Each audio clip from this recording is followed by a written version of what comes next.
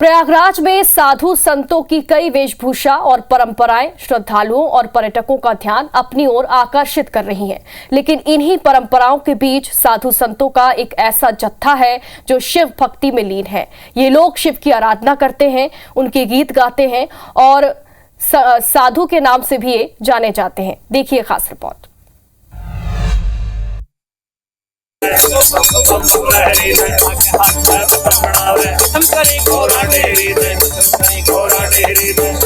शिव भक्ति में लीन,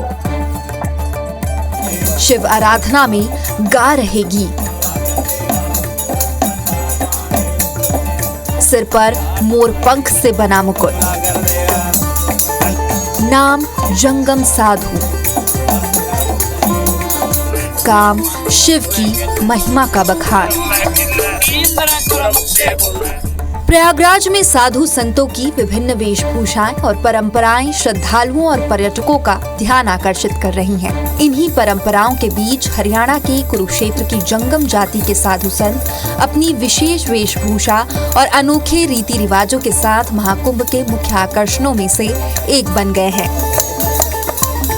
जंगम जाति के साधु शिव और पार्वती के विवाह की गाथा सुनाकर भिक्षा मांगते हैं। इनकी टोली में आमतौर पर 5 से 7 लोग होते हैं जो विशेष धार्मिक वेशभूषा धारण करते हैं। इनके पहनावे में भगवान शिव के प्रतीक नागराज, भगवान विष्णु के मोरपंख से बना मुकुट, माता पार्वती के आभूषणों का प्रतीक बालियां और घंटियां शामिल हैं। भिक्षा मांगने के लिए ये लोग टल्ली नामक विशेष पात्र का उपयोग करते हैं। जंगम जाति के वरिष्ठ साधु सोमगिरी जंगम बताते हैं कि ये टोली केवल टल्ली में ही भिक्षा स्वीकार करती है।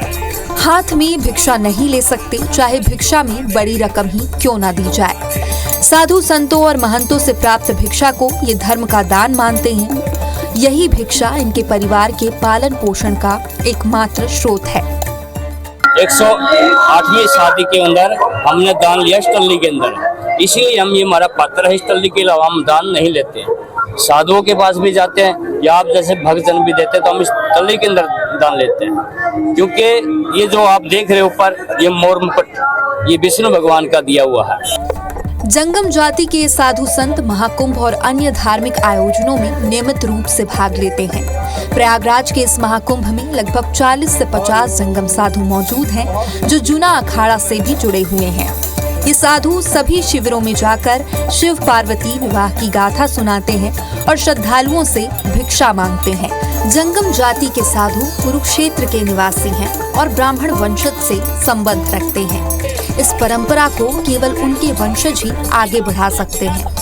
धार्मिक ग्रंथों और पुराणों में भी इनका उल्लेख मिलता है। महाकुंभ में जंगम जाति के साधु संत श्रद्धालुओं को भारतीय संस्कृति और परंपरा से जोड़ने का अनोखा माध्यम बन गए हैं। इनकी वेशभूषा और परंपराओं के पीछे गहरी भावना और आस्था है।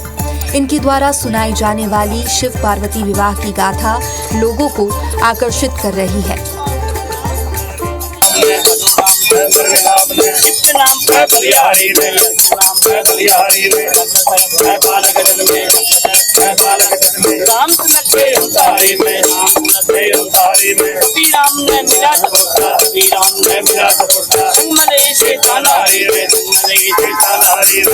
महाकुंभ जंगम जाति के इन साधुओं के बिना अधूरा लगता है। ये साधु केवल धर्म का प्रचार नहीं कर रहे, बल्कि भारतीय परंपरा और लोक संस्कृति को जीवित रख रहे हैं। श्रद्धालु भी इन साधुओं की अनोखी परंपरा का समर्थन करते हुए उन्हें श्रद्धा पूर्वक भिक्षा प्रदान कर रहे हैं। हमारा उद्देश्य है कि जैसे कि हमारे को बोलते हैं जंगम जोगी।